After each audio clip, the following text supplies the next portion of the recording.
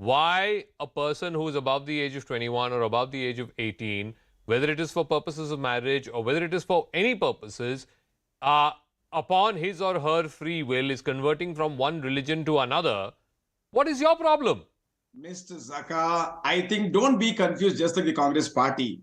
I will read section 3 of the bill for you, the act for you. It says no person shall convert or attempt to convert either directly or indirectly or any other person from one religion to another by the use of misrepresentation, force. But there are already provisions in the Indian Penal Code to check that. Where is it? There are already provisions. 503 is criminal intimidation. Please tell me. No, one second.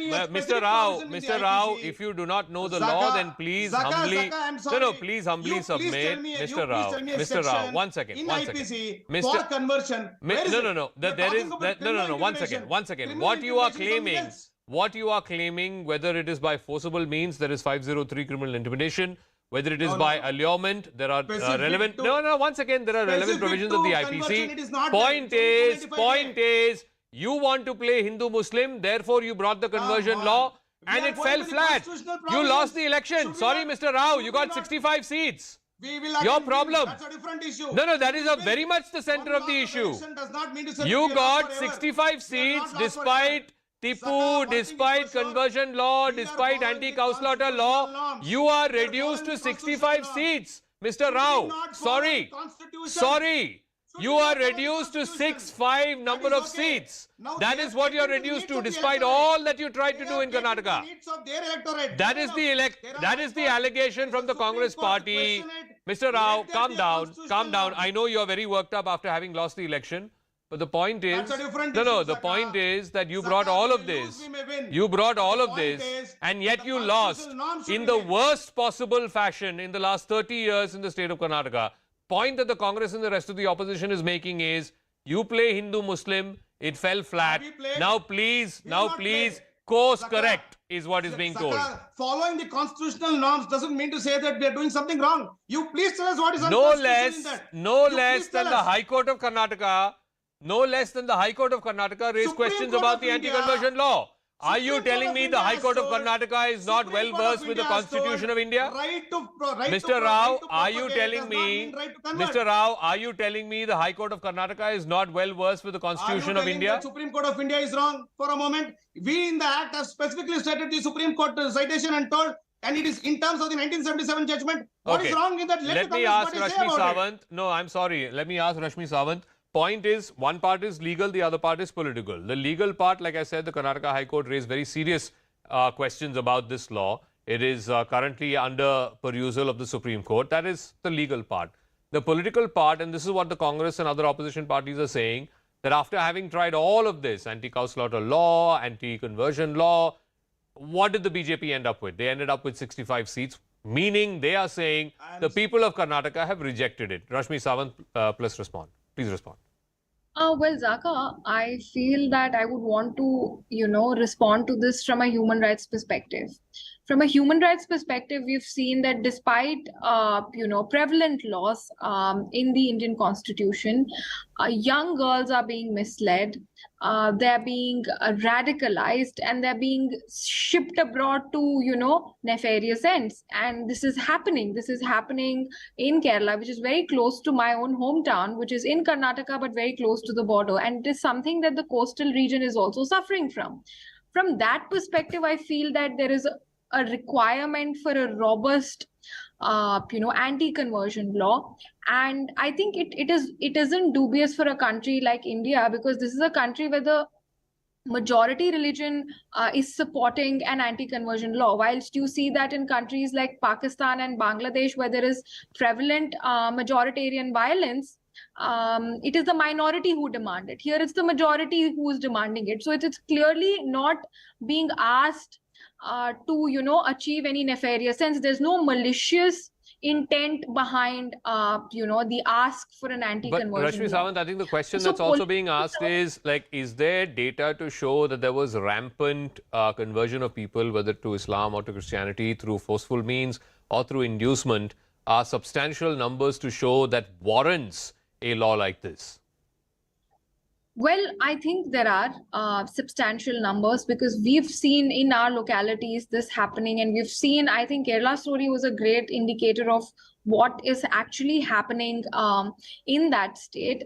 And an extension of the same is actually happening here as well. I mean, I live miles away from a region called Bhatkal, where people, it's crazy to actually live in that locality and to see it. I'd like to say that it's been a lived experience to see these things. Okay. And as long as there isn't any malicious intent behind a law, and it's only being put across to protect interests and human rights of people, then I think that should be allowed, but in a better and in a more robust way, not in a political sense. Okay, not so with let me ask KV weak Dhananjay. provisions. There is ample evidence to show, and Rashmi is right, there are numerous cases of people, young girls from different religions who've converted to Islam and been taken to Afghanistan and to Syria and Iraq to supposedly, quote-unquote, fight for ISIS.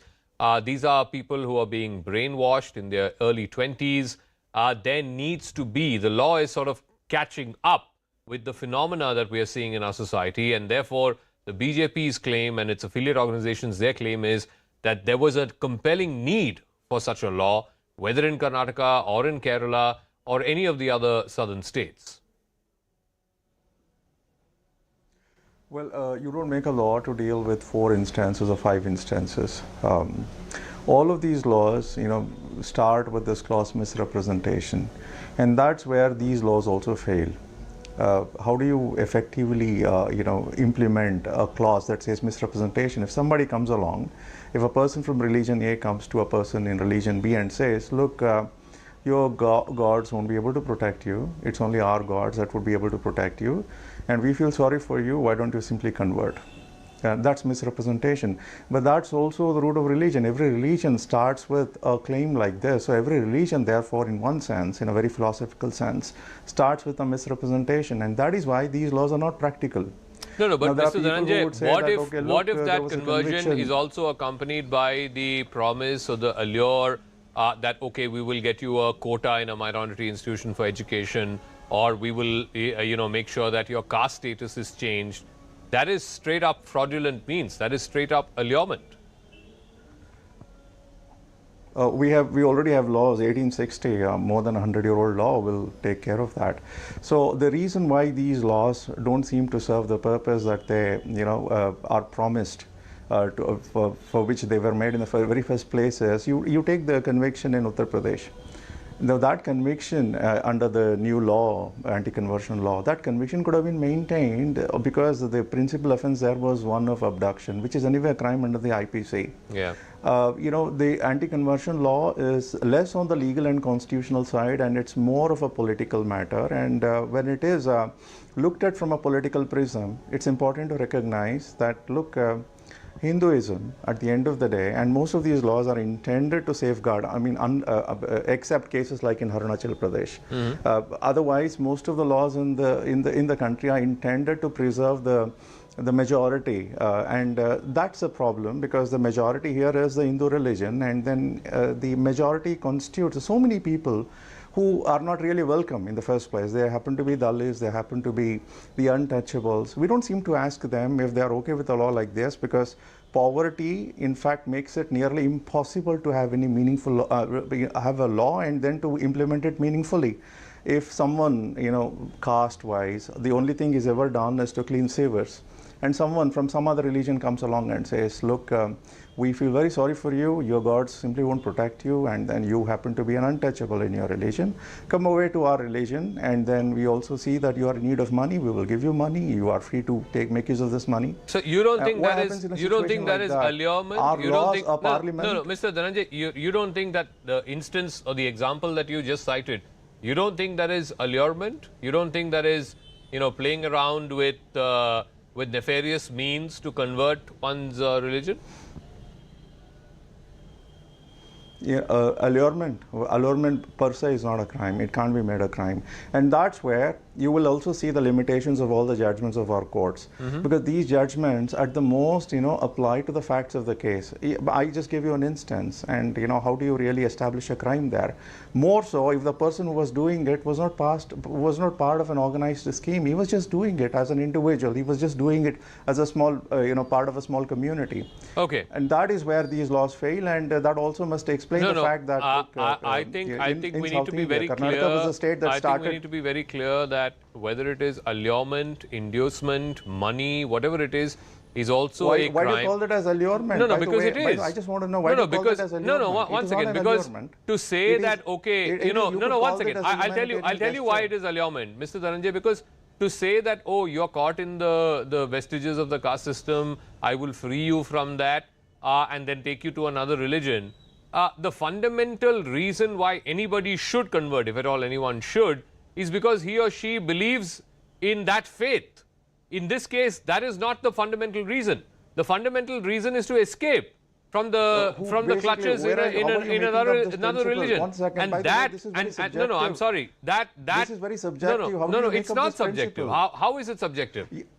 One second. Is the fundamental purpose? Please go over to people who practice any given religion. One second, Mr. Dhananjay. I'm sure you have a faith of your own. You believe in a certain faith.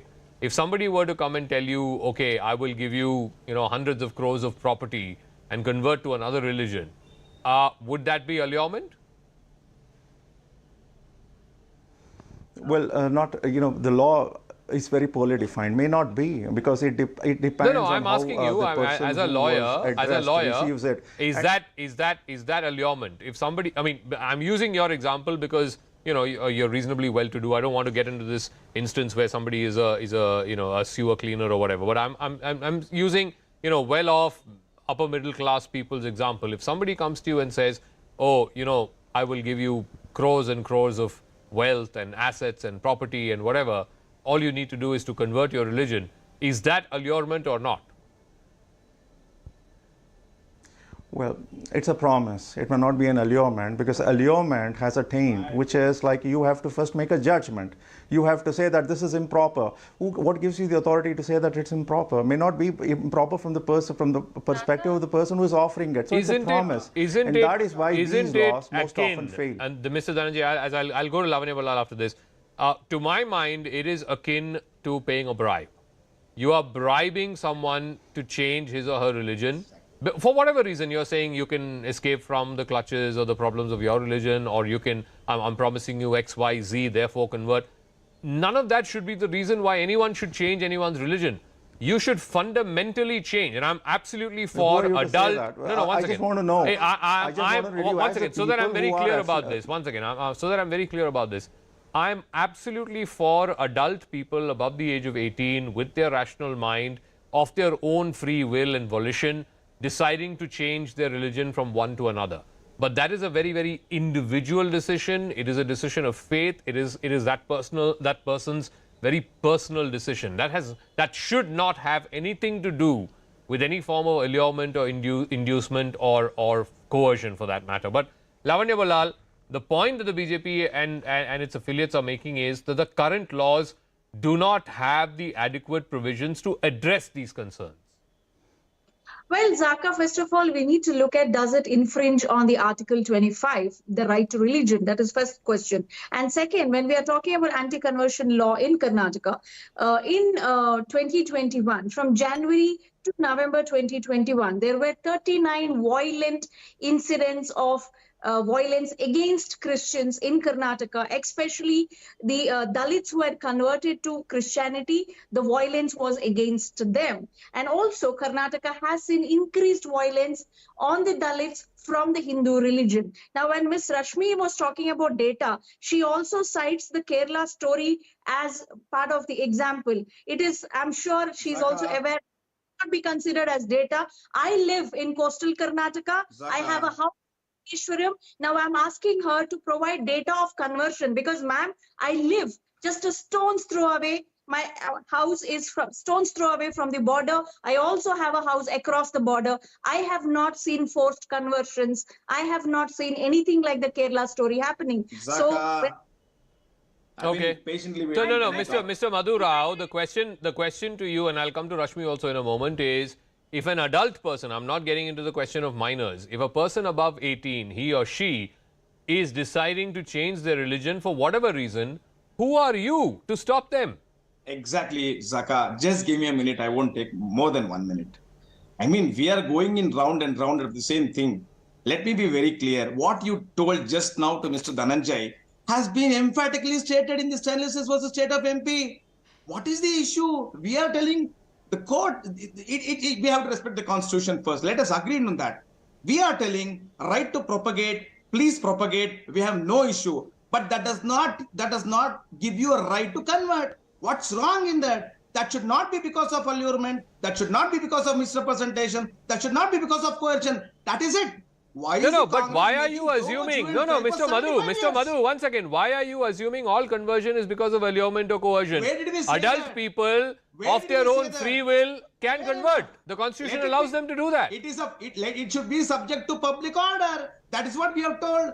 Go No. to the police. If Whoever the authorities if is, one it is if as- one it is as per my individual wish. if So one what's wrong in individual that? is converting, whether I mean, let's say for purposes of marriage, how is it affecting public order? You are the guys who are affecting public order, I not have them. not told. The Supreme Court has told. Who- The point where? is simple. In which case? That should be subject to public order. No, I'll tell which you something. case? There's Which accident is taking case? place. As a Which person, case if I'm has seeing it the affected accident, public should I not go order? and complain? Should Which- I not go and complain? which case The has same it thing affected been public made order? provisions in the Act. Mr. What is Rao, wrong I'm in that? asking you, please specifically cite the case, the instance where the conversion of an individual, legally adult individual above the age of 18, has affected public order. Please tell me that. Unless and until it doesn't come to the police station or to the authorities, anyone is free to get converted Yes. based on his foliation. Yes. What is wrong in that? We have no issues on that. Yes. I think the Congress party is only catering to the needs of the persons who have voted for them. Fair enough.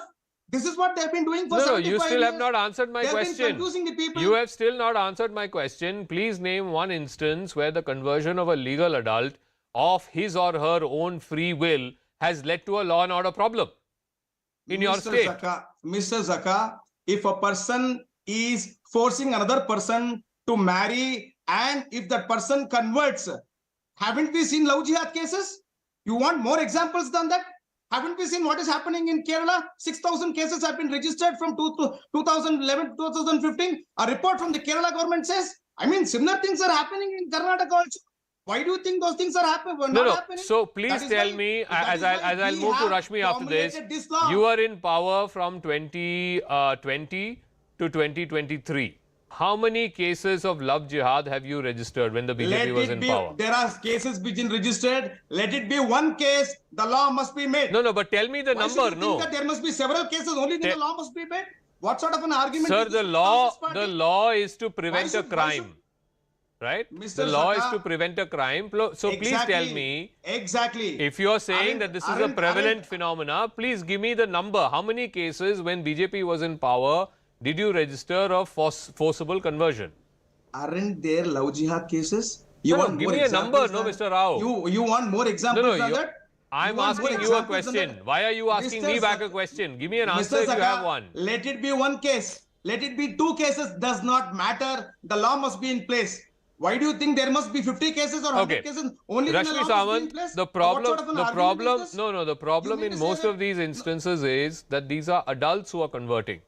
To be able to prove in a court of law that they were forcibly converted or converted through allurement or inducement, that's a mug's game, because that person, all that person needs to say, as in the case, let's say the most famous of all of them was the Hadia case. It went all the way to the Supreme Court. And all it took was one judge to ask Hadia, did you do this out of your own free will? And she said yes. Well, Zaka, that's an interesting question. Firstly, I'd like to, I think answer to Ms. Lavanya by saying that I also lived there back in 2015 when the government situation was much different. Also, there's a Daily Mail article, so this was covered all the way in the UK, that youth were being, monitored in coastal Karnataka for ISIS links. That's how severe the problem has been, and this is not recent. This has been happening for more than 8 years now.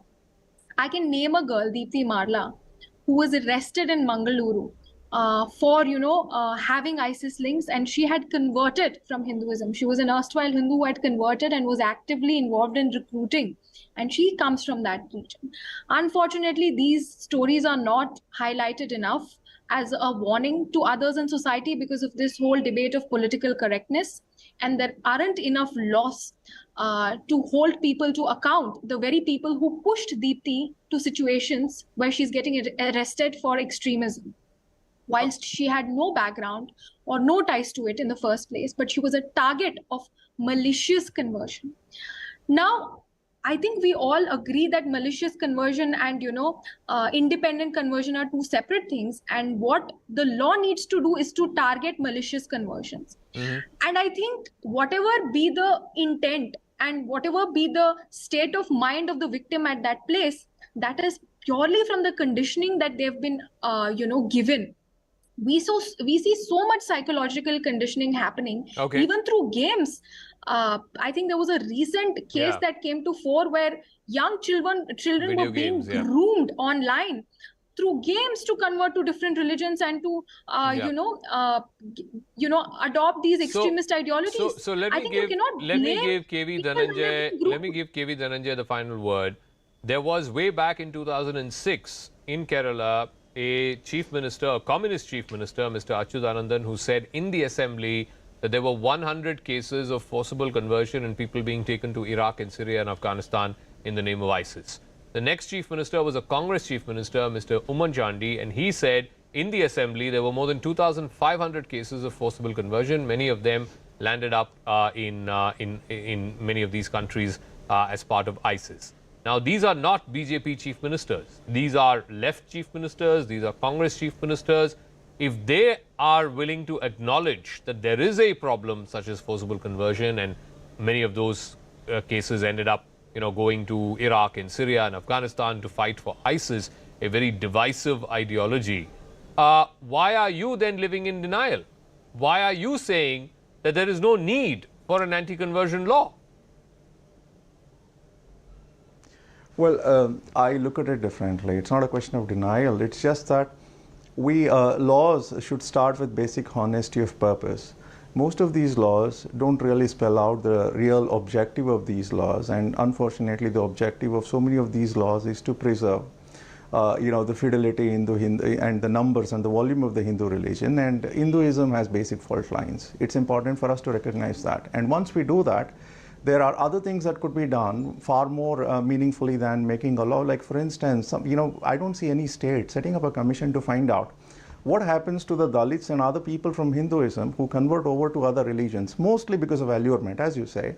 What happens to them over a period of 10 or 20 years? There is not one state government that comes forward with any objective study, and that is how you will try to convince people that, look, you are struggling wherever you are, but then please don't believe these allurements or promises, because look at the data.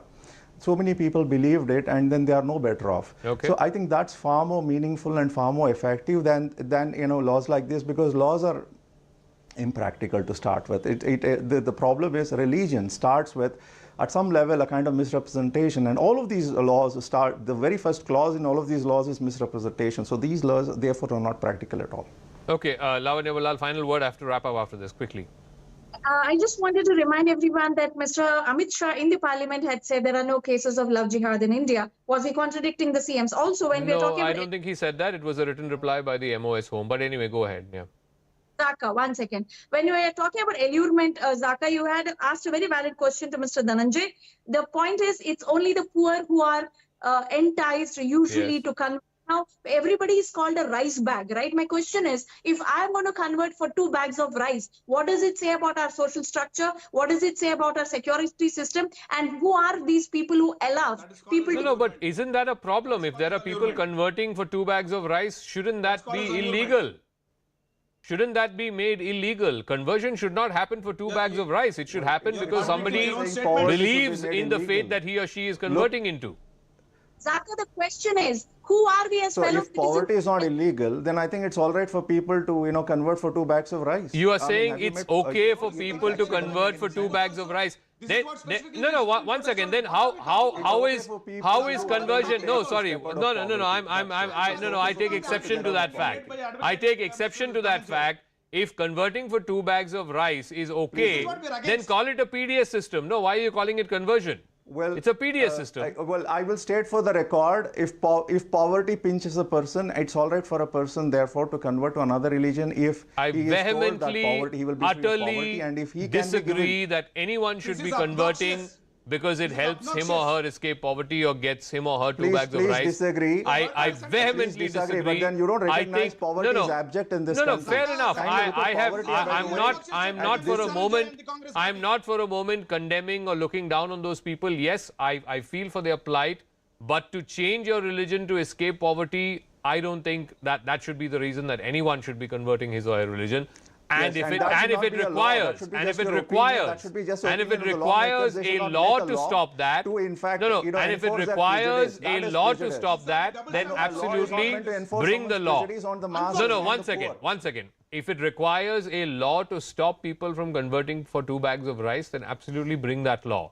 Also, while you bring that law, let's be very clear that in the case of consenting adults who are converting, whether it is for marriage purposes or any other purposes, unless, people around can make a compelling case that, there was inducement or allurement or some kind of force that was used, 2 consenting individual adults are well within their right to convert their religion.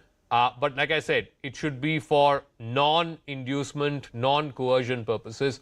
But we'll leave it at that. Thank you very much to all our guests. I'm going to move on now to the other big story, and this is ahead of the crucial panchayat elections that are due in the state of West Bengal. There has been violence that has erupted across different districts: Birbhum, Chopra, South Parganas, North Dinajpur. All of this in the final day of filing nominations. At least 4 people have died. The Calcutta High Court has ordered the deployment of central forces all across the state until the elections conclude. The TMC has accused the BJP and the left of spreading chaos ahead of the elections, but Mamata Banerjee's government has been accused of engineering this violence and allowing the vandals to run amok. Now, West Bengal is not new to political violence. The 2021 state elections were marred by clashes both before and after the elections. In 2018, during the last panchayat elections, the Supreme Court pulled up the state government after the TMC won 34% of the seats without any contest. The court observed that grassroots democracy was not working in the state. This time, the opposition seems to be better prepared. However, despite multiple attempts, the state is unable to divorce the democratic process from this kind of anarchy that we are seeing. So, where should the onus lie, and who is stoking the fire in Bengal?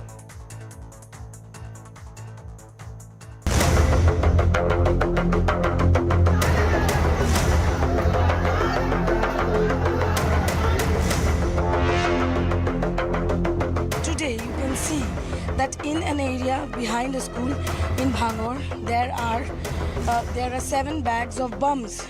You can see the bombs are inside in the sand. So 7 bags of bombs are there.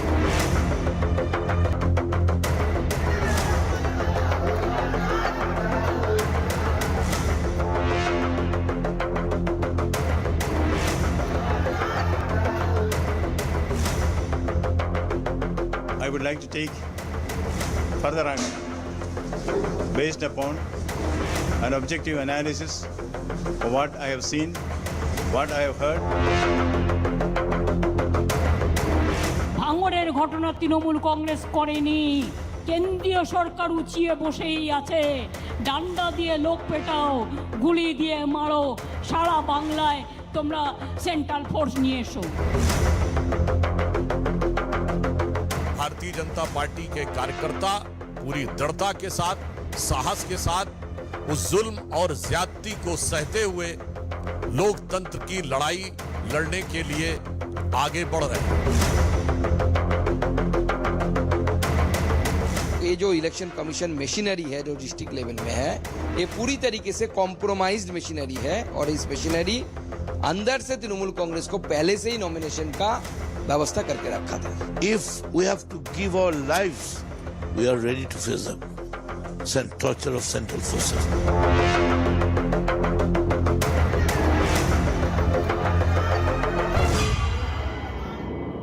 All right, joining me now is the Governor of West Bengal, CV Ananda Bose. Mr. Bose, thank you very much for speaking with us here on CNN News 18. What did you see when you went to these locations where the violence happened? What was visible to you on the ground? What is your assessment? I saw the remnants of bomb attack. I saw vehicles that were set on fire. I saw people who were intimidated. I saw people who could not file their nominations. I interacted with them. That is what happened today. But then, one swallow does not make a summer. I want to go and see what are the similar instances that has taken place in some other places too. What do you believe from whatever you've seen so far in the last 24 hours, Mr. Bose? What do you believe led to this violence? Do you believe it is also a question mark, a very serious one, on the police and the local administration and their lack of vigilance? Had they been vigilant, such large-scale violence perhaps could have been prevented? At this point of time, I am not for a blame game. This is a fact-finding exercise for me. Who is behind it? What went wrong? How it can be contained? I will arrive at my own conclusion after studying the position and also analyzing the issues from various angles and also interacting with all the stakeholders in the process. There are also many who are asking the question, including those in the ruling party in that state, as to what is the role of the governor? What power does the governor have for altering or changing or even weighing in on a constitutionally decided election process? The Election Commission of the state has decided the dates, whether it's nomination, polling, counting. What remit does the governor have in that process? The governor has to act within the Constitution of India. The election process is also governed by the Constitution of India. Specifically, the Calcutta High Court has given a verdict in unequivocal terms, stating certain conditions to ensure that there is free and fair elections in the state. Okay. As a governor, it is my duty to see that everything possible is done to ensure that the court orders are implemented in letter and spirit. That is why I went to the field, and also in the oath of office taken by the governor, the first part says that he will defend the Constitution. The second part is that I will work for the well-being of the people of Bengal. Free and fair elections is very important for the well-being of the people of Bengal. Therefore, under the Constitution and also by virtue of the orders of the High Court and by virtue of my obligations, which is contained in my oath of office, I have a duty to see that I am with the people to ensure that there is free and fair elections in the state. But, Honorable Governor, do you believe, from whatever you've seen over the last 24 hours and the ground visits that you made, do you believe that this violence was engineered by political workers and without political backing, such large-scale violence could not have happened? I'm not taking any political parties' names here, or I'm not saying that political cadre from one party or another, but without political involvement, do you believe such large-scale violence could have happened? At this point of time, I cannot have a valid judgment. I saw only one incident. I cannot say that this reflects the entire ethos of the election here. I had to watch more, I had to study more. I had to go to the ground zero, interact with people, interact with the victims, discuss with the political parties, get the views of the intelligentsia and also the civil society. Then only I can comment on that with any amount of authenticity. So finally, Honorable Governor, what happens next? Will you be intimating the Home Ministry about the situation in your state? What tangible powers do you and your office have to ensure that this violence is stopped? It is too premature to say that. Once I have completed my exercise of going to the field, then I will decide on the course of action to be taken. and what transpires between the governor and the chief minister, between the governor and the home minister. That is in a special space which is reserved for the time being. When a decision is taken, either way, then only it can be given in the public domain. Now, I'm not in a position to indicate the steps which I'll be taking in the future. All right, Governor C.V. Ananda Bose, the Honorable Governor of the State of Bengal, thank you very much for joining us. I want to go across to our guest, Priyanka Tibrewal, spokesperson of the BJP, Tausif Rahman, spokesperson of the TMC. Priyanka, you know, what the TMC is saying is that this whole thing has been engineered by the BJP, that the TMC has no stake in showing that the law and order machinery cannot control this violence, and that out of the 65,000 odd, posts that are available for these local panchayat polls, the BJP and its candidates have filed in more than 50,000. So there can't be more proof of the fact that a large number of opposition party candidates have managed to file their nomination papers.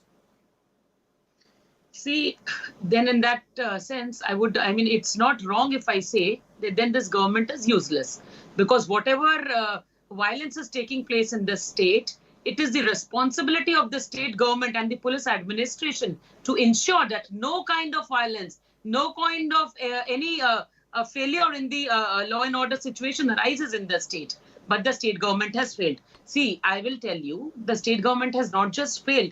It is the same state government and the chief minister herself who had provoked and incited people. Now, when I will tell you, just before the elections of 2021, it was the chief minister who had said that, you know, when the CISF and the central forces come, do not allow them to enter, stop them. That is what exactly happened. The perpetrators at that time, the TMC goons that time, they tried to snatch the weapons. And we had seen what happened in 21, and she has no, but ma'am, let's stick to the election of today. I believe the first two fatalities had nothing to do with your party. Not at all. Not at all. Nothing to do with us. It is the TMC who is now so horrified because of the minority votes slipping from their hands that they are targeting the ISF people. This is what has exactly happened. They are targeting them. You see, it is two parties. One is the Congress and the other is the TMC, who were thinking that the minority votes will come to them. But now both are very unhappy because they are thinking that it is going to the ISF. Okay, so let me ask Tausif Rahman. The point is, you know, in 2021, when the post-election violence happened, you took refuge under the behind the fact that, oh, it was a transition government, the EC was still there, the chief minister had not been sworn in. Right now, the violence that we are seeing, that is on the state. That is on your government. Well, Zaka, you have to understand, we are not running away from any kind of responsibility. And with all my due respect, you know, what is the role of a governor in election? I mean, I don't have to teach anyone. We really respect our governor. You know, the governor acts as the constitutional head and takes all his decision based on the advice of chief minister and his council of ministers. Now, whether this happened or not, we can't say. Now, recently, if you see this program stage, what is happening in Bengal. Now, Suvendu Adhikari is a breach of 144 order entered SC office with other BJP leaders were also there. In this responsible work of opposition leader, is this responsible? Is he responsible for that? But Tausif, are you saying that the governor, if the state is burning and you know people are not able to file nominations, the governor should just turn a blind eye? Is that what you're saying? No, he should not. He should not. We are not complaining against the governor, sir. I'm just telling you what should happen. And I'm not teaching anything to the governor with all due respect. But I'm telling you how this thing all staged. You know, not recently only, BJP Hooghly MP Locket Chatterjee wanted to enter the BDO office. Now, how all this started, you have to know, Zaka. I mean, we are sitting in CNN News 18. When on duty police stopped her, she pushed the officer, entered the venue forcefully along with the armed and bodyguards of her. Now, you really think they want to file a PIL roaming with a TMC Jhanda in West Bengal and with a bomb in her hand, and you claim that these are all TMC leaders and TMC volunteers? But, sir, I mean, this is not the unfortunate reality is, no matter who is walking with those bombs, ultimately the state government, the law and order is a state subject, and it is at the end of the day at the responsibility of the state government to make sure that law and order is well and truly in place in the state. I mean, it's a game of chronology. You can blame the BJP as much as you want, but it is not going to stick on them because they are not the state. in Bengal. You are the state in Bengal. Zaka, I'll tell you something again, how this got staged. Now it's a game of chronology again. You know, we have all seen what happened this year during Ram Navami procession. How Suvendu Adhikari met the Home Minister Amit Shah on March 27, and violence broke out in Bengal on March 30th. The same cycle is being repeated again. Okay. The State Election Commissioner announced the date of Panchayat election on June 8. What did Priyanka ji, listen to me. I never interrupted you. No, I get that. I get that. No, but once again, I've got the last 2 minutes, so I want to ask Priyanka Tibrewal what the TMC has been saying, and they said this during the Ram Navami processions as well. In Bengal, for years, Ram Navami was taken out peacefully. It's only in the last few years, after the BJP got active, that it became a violent scenario. How do you respond to that? This is the allegation by the TMC. Not at all. See, not at all. We have seen how Mamata Banerjee runs, sitting in her car. She runs out of the car because when she hears Jai Shri Ram, she cannot control her anger. We have all seen that. See, today what has happened, they also went to the High Court. You just said that Mamata Banerjee, you just said that your government spoke at the High Court. What did they say? Let's see what kind of petition they have. Nothing is there in the petition. What happened? What did the Honorable Court say? The Honorable Court said that, come on, be human. Technical grounds cannot be a point in the public interest litigation. This is what which was said. Now, here also, see, we are talking about the report which was given by the NHRC. It clearly says that 25 people were killed in last election, and up till now the election has not even begun. More than 5 to 6 people have been have killed. to wrap up. I'm completely out of time. Priyanka Tibrewal and Tausif Rahman, thank you very much for joining us. We'll see how this election plays out. I believe 8th is the date of polling, and we hope that people in Bengal come out in large numbers and cast their franchise. Meanwhile, finally, as we wrap up, Cyclone Biparjoy made landfall in Gujarat late Thursday. The storm led to heavy rainfall and intense tidal waves, leaving a trail of destruction in Kutch as well as in Saurashtra. Over 1,000 villages are still without power. Hundreds of electric poles have gotten damaged. Several coastal villages have been flooded because of the heavy rains and also the seawater coming in. 2 people have been reported dead and over 20 people have been injured because of the storm. Gujarat Chief Minister Bhupendra Patel has discussed measures to deal with the aftermath of the cyclone. Around 1 lakh people are now living in vulnerable areas before they were evacuated just before the landfall. We are here at Rupair Bandar, where water levels have started rising precariously, and as it is, we are seeing that it is being seen that all these people who are stuck here are being rescued by the NDRF. The NDRF teams are also here. Continuous rainfalls due to Cyclone Biparjoy have led to massive waterlogging, flooding in this entire region, and people are stuck here. पानी कब से भर रहा है? पानी चालू है अभी भरता चालू है. पापला पानी आता है वो दरिया का मीठा पानी 2 मिक्स में होता है. ये आखा जाएगा. तो ये कल से हो रहा है पानी या कल से होता है. कल से हो रहा है. कल से हो रहा है. यहाँ पे कितने लोग हो आप? इधर 100 ऊपर है. 100 के ऊपर हो. 100 के ऊपर है. और पानी बढ़ता जा रहा है. बढ़ता जाएगा. ये डूब जाएगा. स्कूल बड़ी डूबेगा. So here residents are saying that the water levels are only continuously rising. Let us try and see what the rescue operations are. We can see that the NDRF is taking live buoys with them. If I can request my video journalist to show that the NDRF team is coming on walking from here. They are bringing with them ropes, live buoys. We are witnessing a rescue operation live, the evacuation operation which is being conducted by the NDRF right here. Around 120 people here is what NDRF Jawans tell us. Even as they are putting in ropes and live buoys, we can see that one of the NDRF Jawans is actually rescuing a child who was stuck in these floods. He is being brought to safety. You can imagine the impact of Cyclone Biparjoy that it has had, the fury of nature and the kind of destruction that it has had in the last 12 hours or so. यहाँ से sir आप यहाँ से बच्चे को rescue करके ला रहे हैं. ऐसे कितने लोग फंसे हैं, क्या अंदर का नजर हमें बताएंगे? जी मैडम, वहाँ 60-70 आदमी फंसे हुए, छोटे बच्चे हैं, फैमिली के साथ है. जो स्थिति है वो बड़ी भयानक है. मांडवी, कच्छ के मांडवी, जखोई, नलिया, हर जगह सुबह से धमाकेदार बरसात है। पवन जो है मतलब इतनी तीव्र गति से चल रही है कि जिसकी वजह से बोलना और चलना बहुत मुश्किल हो रहा है। खास करके ये मांडवी का इलाका है जहाँ पानी जो है वो भी भरना स्टार्ट हो गया। यहाँ से एक रोड जाता है जहाँ पे अंदर 3000 लोग रहते हैं, लेकिन आगे जो है वो वृक्ष गिर गए हैं जिसके कारण अंदर रोड भी बंद हो गया है।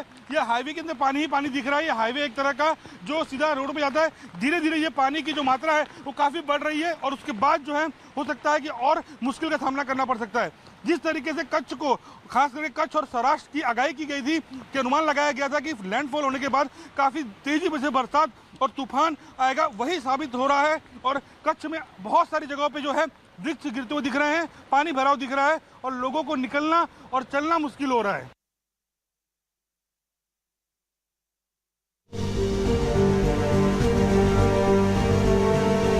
As Prime Minister Narendra Modi undertakes a historic first ever state visit to the United States, join me, Zakir Jacob, as I'll be live from both New York and Washington, D.C., detailing the defense deals, the address to the joint session of the US Congress, and of course, the pomp and ceremony of the state banquet. That is all through this week on CNN News 18.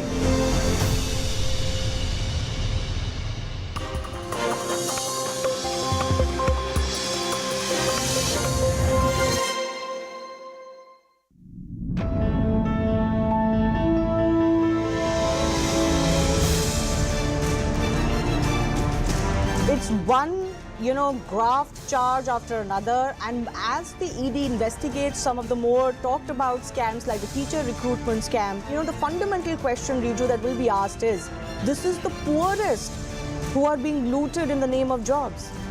The worst kind of corruption. If they can do that as per US law, then what is wrong in the Indian government asking this platform to remove tweets which had potential for incitement to violence as per Indian law?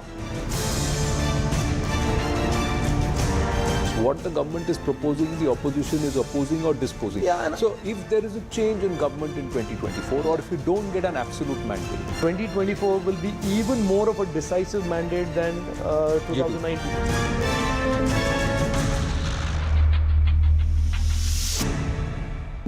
But yesterday nobody is there.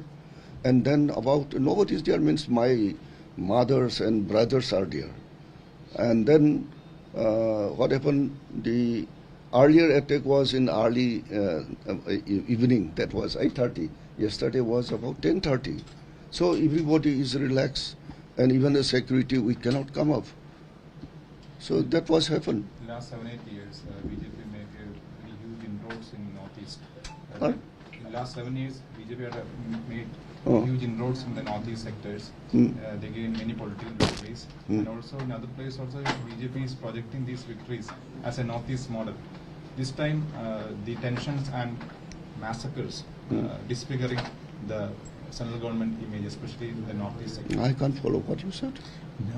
According to this, all incidents, whether it is affect our image of central government in Northeast area. Northeast area, we already been central government is responding promptly. Say, for example, extra security force, timely sent it. And even the ex gratia was only 5 lakhs for the life loss, now increased to 10. And the special package for restoration of those churches, the temples and houses and property loss, for that special package is given. And the central government is also constituted a peace committee to bring the normalized. Central government is the responding promptly. Okay, this is second time you are yes. In a recent act of violence in Manipur, unidentified miscreants set fire to the house of Union Minister Rajkumar Ranjan Singh in Imphal. The incident occurred in the early hour of Friday while the minister was away. This follows as a similar attack on the House of State Minister Nemchak Kipzen. Despite a curfew in Imphal, the move managed to reach the minister residence at Kongba. At that time, there was a total of 9 security escort, 5 security guard, and 8 additional guard on the duty. Let's hope to restore normalcy and foster a peaceful environment for the residents of Manipur.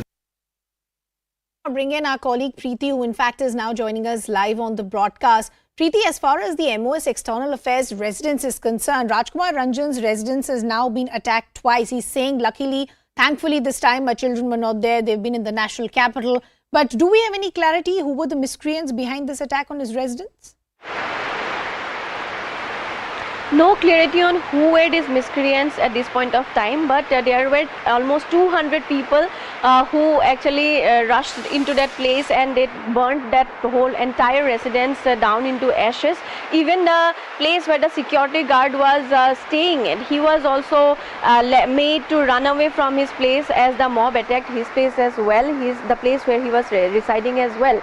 So you see that who are these miscreants are yet to be identified, but as the peace process is also going on simultaneously, people are trying to work to both the communities. By the peace committee, the members in the peace committee are also trying to talk with the members of both the communities. We are seeing that the numbers in the violent incidences are also taking a rise, because there are certain people who are also have a lot of disagreements about the peace committee as well. So the people, the native people in Manipur, the locals who are actually at the receiving end, the students, they have expressed their view that those people who do not want to go through all these violent incidents and they want to get back to their normal life, normalcy, they want back in the state. They have stated that there are certain miscreants also. Who are these people are yet to be identified, and if these people are not identified, the peace process won't move forward, as stated by the locals there, who want normalcy, who want peace back in the state, and who are at the receiving end. Because you see, they are at the receiving end. Data services are banned in the state until 20th of June, and it is definitely harming the people, the normal people, the students who are at the citizens of Manipur who continue to bear the brunt, as Preeti is rightly pointing out, because their lives have completely turned upside down and they really want a long-term solution. Preeti, we'll have to leave that conversation there. Thanks a lot for getting us all those details. Manipur still continues to be on the edge because there are episodes of violence that continue to be reported. Now we are understanding miscreants have vandalized and torched Union Minister Rajkumar Ranjan's residence last night, and this happened in Imphal. Now remember, this is crucial because this now becomes the second time that Ranjan's home has been attacked during the ongoing violence in Manipur. The incident took place just a day after clashes broke out between unidentified miscreants and villagers that killed 9 people and injured several others in Kamalok area. Meanwhile, TMC MP Derek O'Brien has also written to the chairman of the Parliament's Home Affairs Committee seeking urgent meet on Manipur violence. We in fact are now getting a reaction coming in from the MOS External Affairs Rajkumar Ranjan as well. And there is no religious. So how can you say that? Because more than 100 churches have been attacked during this violence. If you say like that, more than many temples are also demolished. So the mob violence, mob violence, you cannot identify it, whether this is church or this is temple. Everything is demolished. More than 70,000 the peoples were displaced. This is not on the basis of caste, creed or religions. It's a mob. Does BJP think that religious conversation behind this attack? No, I don't think so. Because I already told you that.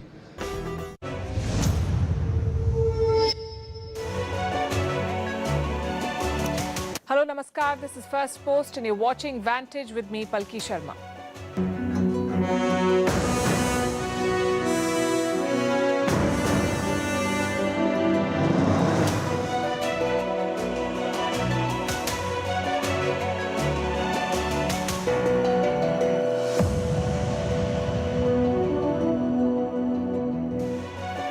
It's Friday and the blockbuster is Predator. Not the Arnold Schwarzenegger movie franchisee, but the American drone that India is set to buy. It's been used in some Hollywood-style operations, though. We'll tell you which ones and why India needs the drone. Also, how does it compare to what India's adversaries have? Speaking of which, college graduates in China are throwing their degrees in the dustbin. We'll tell you why. Japan has redefined rape. It's a welcome but late move. The US is talking to Iran, but not directly and not for a formal deal.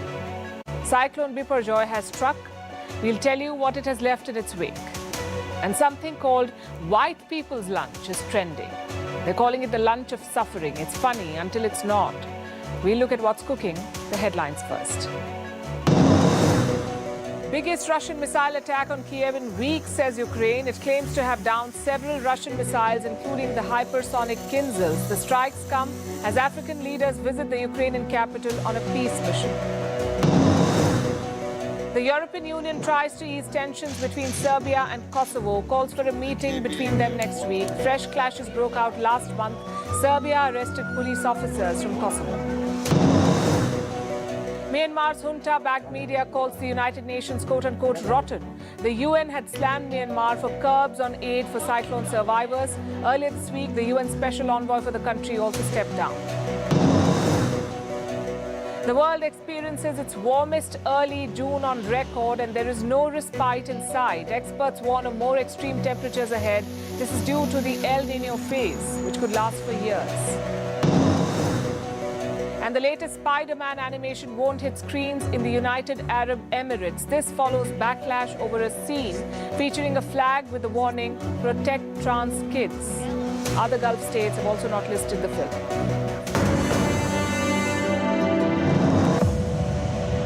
Prime Minister Narendra Modi begins his US visit next week. The White House is rolling out the red carpet. There will be a state dinner, an address to the US Congress, engagements with the diaspora, a lot of pomp and celebration. Now, as Prime Minister, he's visited the US almost every year. But this is his first state visit. And it's the beginning of a major shift. The US wants to bring India into its defense orbit. So Washington is opening its walls. It is offering India access to some of its prized possessions. We told you about the transfer of the jet engine technology last night. It's a very big deal. So is the drone deal. The Americans have been trying to sell these drones to India for a while now. It's finally happening. India is buying 30 elite armed drones. The deal is worth $3 billion, and it may change the complexion of the India-US relationship. Tonight, we'll tell you how. First, let's talk about the drones being bought. A lot of fancy names are doing the rounds. Reaper, Predator, Sea Guardian. What exactly is India buying? Well, broadly, three types of drones are on the table. The MQ-1, the MQ-9, and the MQ-9B. Now, the MQ-1 is also called the Predator. It can be used for surveillance and attacks. It has an updated version, and that is called the MQ-9 Reaper. It's also called the Predator B. How is this different? Well, it can move faster, and it can carry more munitions. Then you have the third type, the MQ-9B Sea Guardian. This is a surveillance drone, used largely for surveillance and reconnaissance missions, for maritime security. And it's not new to India. The Indian Navy operates 2 of these drones. They've got them on lease. They're used to watch the Indian Ocean region. So these 3 drones are on offer. Now, India can buy 1 or all of these, and the total number they've agreed on is 30. Where will India use these drones? In all 3 services, the Army, the Navy, the Air Force. They have 5 broad operational requirements. Number 1 is broader security, which is self-explanatory. You monitor the threats and you keep track of what's happening at the border. Number 2 is counter-terrorism operations. I'm talking about striking with stealth. Number 3, maritime security. India has a vast coastline and the drones can be put to good use there. Number 4, disaster management. And number 5 is strategic deterrence. These drones have been used in all such operations in the past, not by India, but other countries. Let me give you examples. In 2020, the Predator B was used for a critical mission, the assassination of Iranian General Qasem Soleimani. It was a very big operation. President Donald Trump had given the orders, and the strike happened in Baghdad. Even before Soleimani got off his plane, his fate was sealed. This drone, the Predator B, was loitering in the air. As Soleimani deboarded, the drone captured him live. It followed Soleimani for 10 minutes. The general was traveling in a convoy with 2 cars. The camera on the drone captured him. That photograph was used to identify and confirm his presence, to determine which car he's in, where he's sitting, and what he's wearing. Soleimani, as it turned out, was in the first car. Once he was ID'd, it was time to attack. The Predator B was armed with a Hellfire missile. This missile can be fired from the air and it can be guided by lasers. So the Hellfire was fired, and that was the end of Qasem Soleimani. India too has such missiles. All it needs is a drone. It will give our forces the capability to strike an enemy without putting boots on the ground. The Predator is a fiercely capable machine. It can fly non-stop for 24 hours, an entire day, at the height of 50,000 feet. It's been tested in combat situations. Like in the 1990s, the Predator drone was deployed for NATO's airstrikes in Serbia. It has been used in the wars in Iraq and Afghanistan. The Americans, of course, operate this drone. The Brits have also bought it. In the war against the ISIS, the UK deployed the Predator B in more than 2,400 missions. That's almost 2 missions every day. Do you know which other countries have this drone? France, Italy, Spain, Japan, the Netherlands. And now India will join this Predator club. Where will New Delhi deploy it? We've already told you about the Indian Ocean. The drone was also used to watch China's activities along the Himalayan border to keep an eye on the PLA, the Chinese army. It can be useful to carry out surgical strikes too, to deter cross-border infiltration and to secure exclusive economic zones and maritime interests. These drones have multiple capabilities, so they'll have a wide range of applications. And India needs them to counter its adversaries. Pakistan and China are arming themselves too. They have their own drone programs. China has something called the CH-5 Rainbow drone. And Pakistan gets drones from countries like China and Turkey. In fact, Pakistan is believed to have China's Skyhawk 4 and the Wing Loong UAV, also the Turkish Bayraktar drone. How do they compare to the Predator and the Sea Guardian? Well, most reports and experts say the American machines are superior, so India can claim a lead. But remember, these technologies are fast changing and there's a proliferation of drones across the world. Each country is trying to catch up. Until India comes up with domestic options, it's best to be equipped for the emerging threats. Drones are hard power. There's nothing subtle or graceful about lethal flying machines. But hard power can only get you so far. You also need soft power. Some countries organically develop it, others just buy it. And seems like sports is on everyone's shopping list. West Asia is leading the way. They're using Petrodollars to buy sports clubs and leagues. Manchester United could be the latest. They're in talks with a Qatari businessman, Manchester United. And this businessman is the son of their former prime minister. So it's pretty much a government-backed deal. How much is Qatar offering? $6 billion to buy the whole club. But there's a rival bid on the table. It's come from British billionaire Jim Ratcliffe. Now, reports say the Qatari offer is better. So right now, the club is considering granting exclusivity to Qatar. What does that mean? Exclusivity means the club can only negotiate with Qatar. The other buyers are out for that period. It's certainly a good sign for Qatar. They could soon own one of the most iconic clubs in football. It's massive, but it's not unprecedented. Gulf countries do own multiple clubs already. The UAE owns Manchester City. A Saudi group owns Newcastle United, and a Qatari businessman owns PSG. At least these are clubs. In the case of golf, Saudi Arabia has bought the entire sport, and I'm not even joking. Golf was run by a non-profit called PGA. They contracted players, and they ran all the major events across the world. But last year, Saudi Arabia launched their own league. It's called Live Golf. One by one, they poached PGA players. They offered them hundreds of millions of dollars. At first, the PGA objected. They filed legal cases against players who joined Live Golf. But now, they've done a U-turn. Earlier this month, PGA and Live Golf decided to make peace. They're calling it a merger. But let's be real. This is a hostile takeover by Saudi Arabia. There are two obstacles, though. I mentioned that PGA was non-profit. As a result, they paid no taxes in the United States. But Congress wants to change that. American politicians want to strip PGA of its tax-exempt status, and that could affect Riyadh. Secondly, the U.S. Department of Justice is probing this merger. They fear it could limit competition, perhaps violate antitrust laws. Either of these could derail the merger. Now, if you're sitting in India and thinking it's only golf, well, think again. Saudi Arabia is also coming after cricket. They're planning something like the IPL. Reports say the International Cricket Council, the ICC, will soon sanction it. Now, cricket leagues are not new. Australia has them. So do South Africa, England, and Pakistan. But none of them come close to the IPL, and that's where